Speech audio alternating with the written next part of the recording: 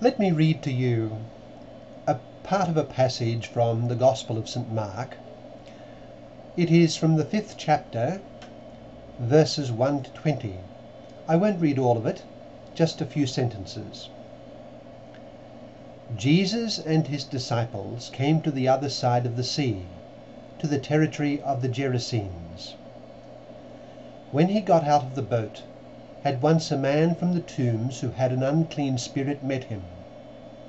The man had been dwelling among the tombs, and no one could restrain him any longer, even with a chain. In fact, he had frequently been bound with shackles and chains, but the chains had been pulled apart by him, and the shackles smashed, and no one was strong enough to subdue him. I won't read the rest of that passage. I just give the opening sentence so that you can identify it, and I invite you to read it yourself. It describes how Christ expelled the demons that possessed that man and what happened then. It's verses 1 to 20. So, what does that passage suggest to us? You know, there have been various movies during the last few decades on devil possession. It's very interesting to note that in almost all such movies, it is the Catholic priest who features as the one who drives out the demon, or who attempts to do so.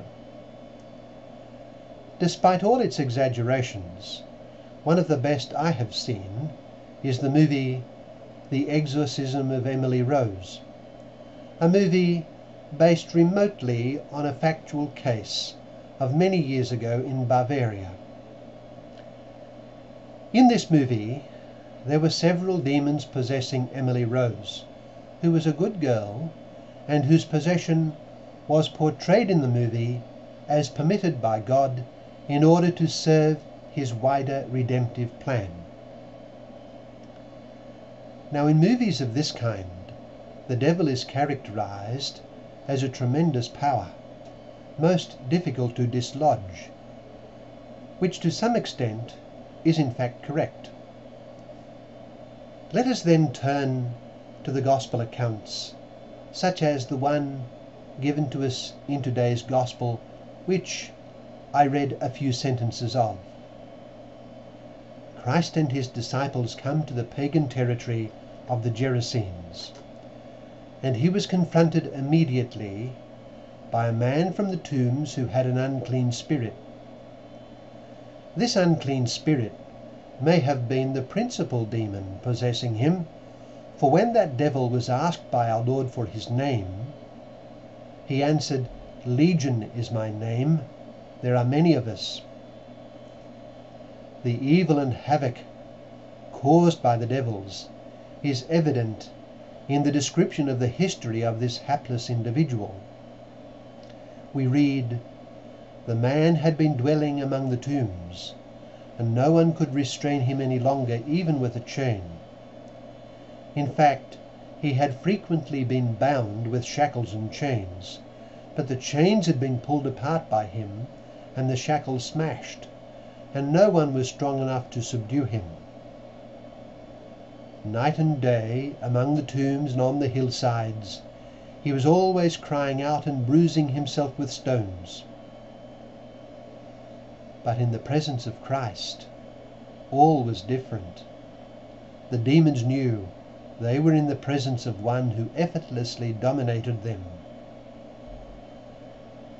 We must have a healthy respect for Satan and the demonic world, but at the same time realize that the underworld is no match whatever for Satan, for Christ, I mean.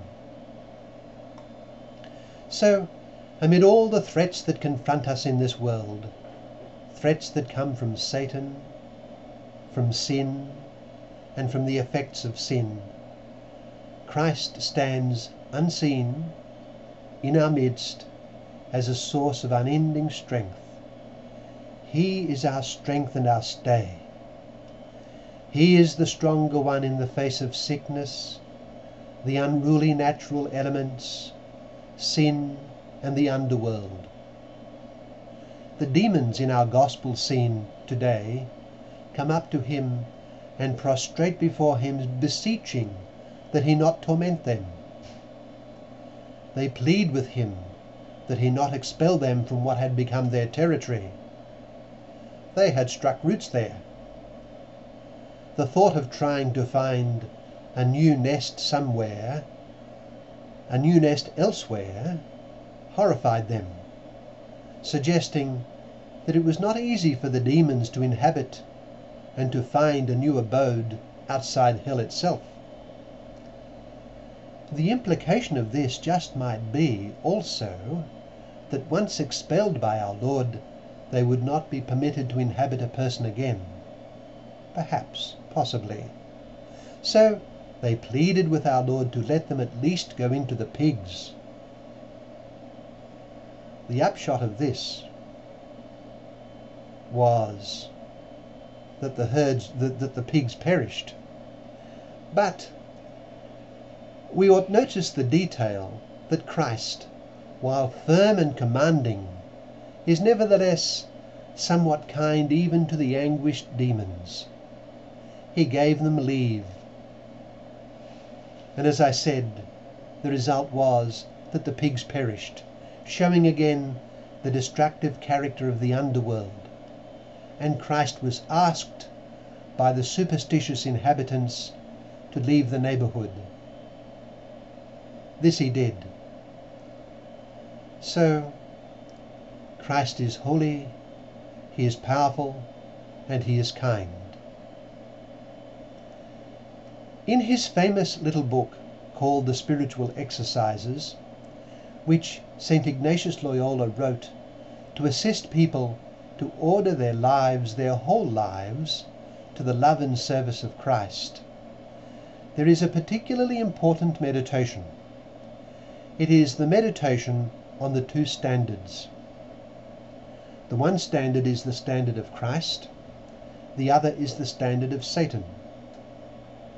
The person doing the exercises is invited to place himself in the presence of these two standards and to make a choice between Christ and Satan.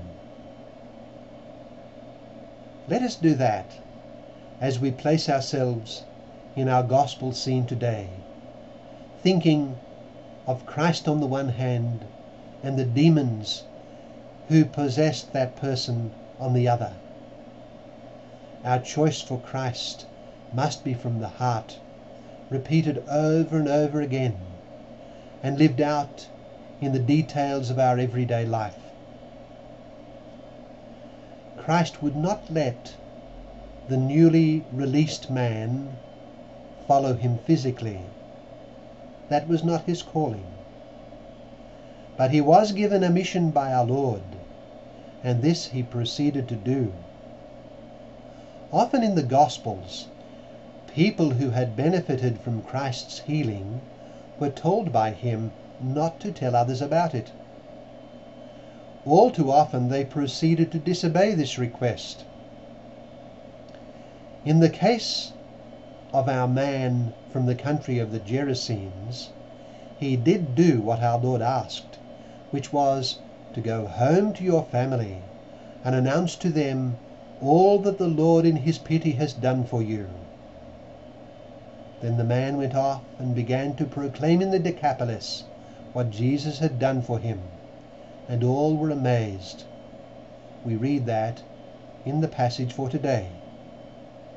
So, thinking of Mark chapter 5 verses 1 to 20, let us resolve to follow Christ and to renounce Satan by doing God's will in our everyday life, whatever that will might be.